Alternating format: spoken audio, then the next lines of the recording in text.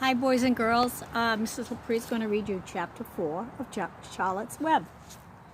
Loneliness. The next day was rainy and dark. Rain fell on the roof of the barn and dripped steadily from the eaves. Rain fell in the barnyard and ran in crooked courses down into the lane where thistles and pigweed grew. Rain spattered against Mrs. Zuckerman's kitchen windows and came gushing out of the downspouts. Rain fell on the back of the sheep as they grazed in the meadow. When the sheep were tired of standing in the rain, they walked slowly up the lane and into the fold. Rain upset Wilbur's plan. Wilbur had planned to go out this day and dig a new hole. He had other plans too. His plans for the day went something like this.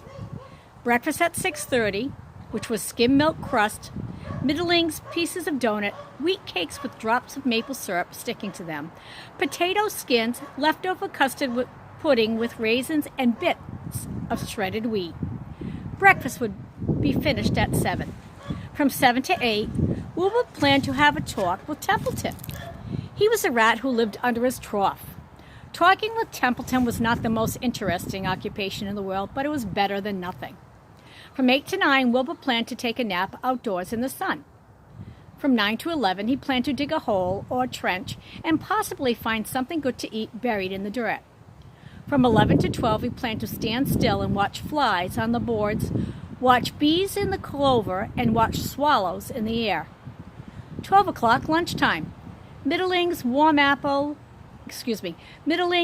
water, apple parings, meat gravy, carrot scrapings, meat scrapes, stale hominy, and a wrapper off a piece of cheese.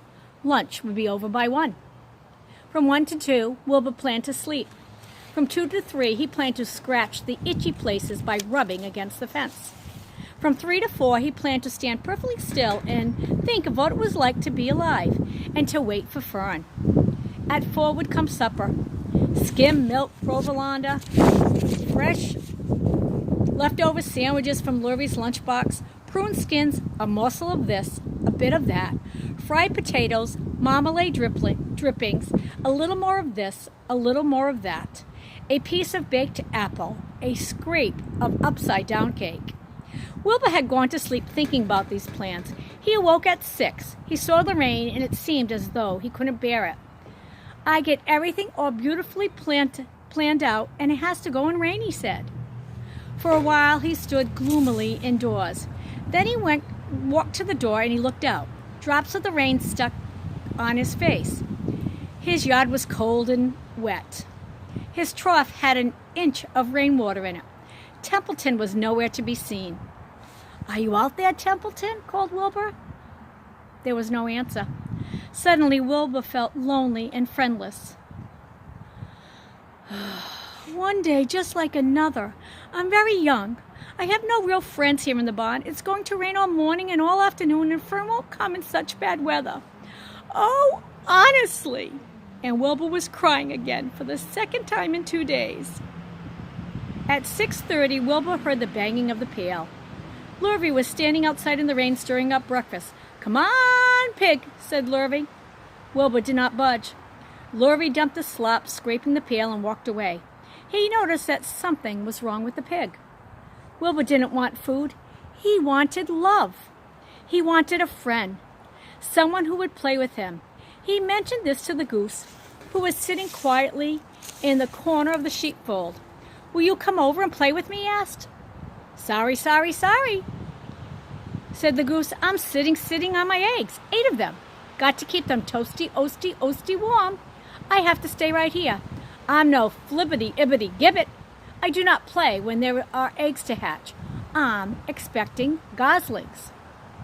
"Well, I didn't think you were expecting woodpeckers," said Wilbur bitterly. Wilbur tried one of the lambs. "Will you please play with me?" he asked. "Certainly not," said the lamb. "In the first place, I cannot get into your pen, as I am not old enough to jump over the fence. In the second place, I am not interested in pigs. Pigs mean less than nothing to me." "What do you mean, less than nothing?" replied Wilbur. "I don't think there is anything as less than nothing. Nothing is absolutely the limit of nothing list. It's the lowest you can go. It's the end of the line. How can something be less than nothing?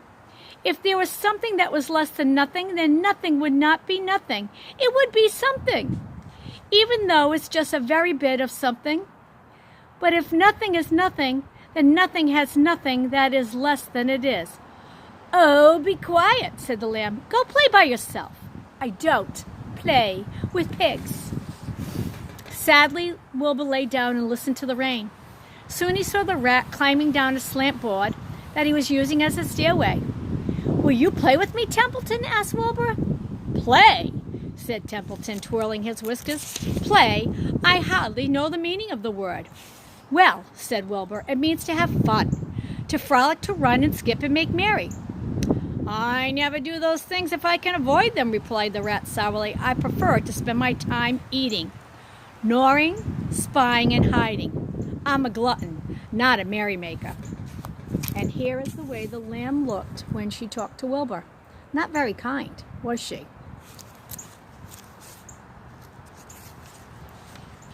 Right now, I'm on my way to your trough to eat your breakfast since you haven't got sense enough to eat it yourself. And Templeton the rat crept steadily along the wall and disappeared into the private tunnel that he had dug between the door and the trough in Wilbur's yard. Templeton was a crafty rat, and he had things pretty much his own way. The tunnel was an example of his skill and cunning. The tunnel enabled him to get from the barn to his hiding place under the pig trough without coming out into the open. He had tunnels and runways all along Mr. Zuckerman's farm and could get from one place to another without being seen. Usually he slept during the day and was abroad only after the dark. Wilbur watched him disappear into his tunnel. In a moment he saw the rat's sharp nose poke out from underneath the wooden trough. Cautiously, Templeton pulled himself over the edge of the trough. This was almost more than Wilbur could stand.